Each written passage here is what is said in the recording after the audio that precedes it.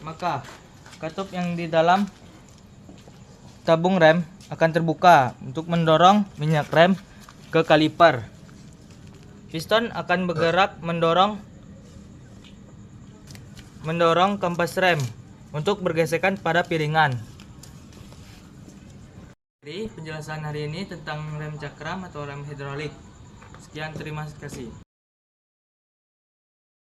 Rem cakram sendiri digunakan pada hampir setiap motor yang diproduksi saat ini. Alasannya, rem cakram itu sangat pakam. Dan untuk mendapatkan pengereman yang pakam itu, kita cuma menekan tuas rem dengan tenaga kecil saja. Lalu bagaimana cara rem cakram bisa melakukan pengereman dengan pakam meski dengan penekanan yang kecil? Ada dua faktor yang memungkinkan itu dapat terjadi. Pertama, karena arah gesekannya. Yang kedua, karena mekanisme power rem yang mampu melipat gandakan input yang dikenakan pada tuas rem. Mari kita bahas satu persatu. Jadi, sistem rem mampu menghentikan putaran roda karena ada gesekan antara komponen dinamis yang terhubung ke roda dan komponen statis yang terhubung ke chassis motor.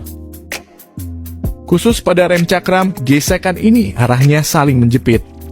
Sehingga ketika terjadi gesekan, tekanan sepasang kampas rem ini jadi lebih kuat. Tapi bagaimana cara menggerakkan kampas rem agar bisa menjepit piringan rem? Untuk urusan ini, kita memerlukan sebuah mekanisme penggerak rem. Selain berfungsi untuk menggerakkan kampas rem, mekanisme ini juga bisa melipat gandakan power yang kita berikan pada tuas rem. Inilah sebabnya rem cakram itu terasa ringan. Untuk melakukan hal tersebut, mekanisme ini menggunakan hukum Pascal. Hukum Pascal sendiri dipakai pada perangkat hidrolik untuk melipat gandakan power outputnya. Agar lebih gampang untuk memahami hukum Pascal ini, perhatikan ilustrasi berikut. Bisa Anda lihat sendiri dalam bejana ini terdapat dua silinder dengan diameter yang berbeda.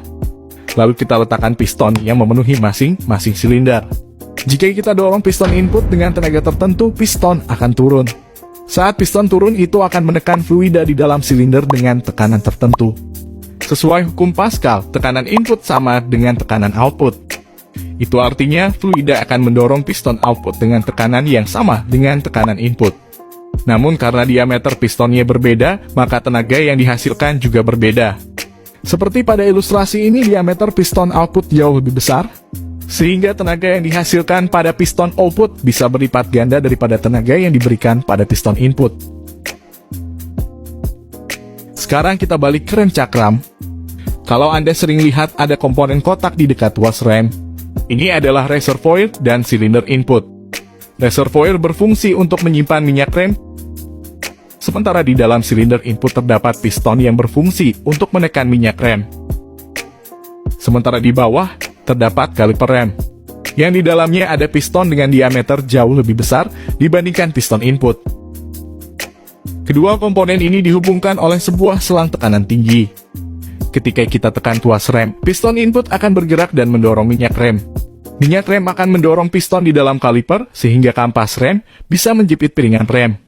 Dan terjadilah pengereman. Sebenarnya, cara kerja rem cakram itu cuma seperti itu. Tapi mungkin ada yang masih bingung. Kenapa kampas rem bisa menjepit piringan rem, padahal piston ada di satu sisi saja? Ini disebabkan konfigurasi kaliper rem yang mampu bergerak ke kiri dan ke kanan. Jadi kaliper ini memang dibaut pada chassis, tapi masih bisa bergerak sedikit ke kiri dan ke kanan. Sehingga cukup satu sisi piston itu sudah bisa menghasilkan gerakan yang menjepit piringan rem. Konfigurasi ini dikenal dengan istilah floating caliper. Dan ini yang paling umum digunakan pada sepeda motor.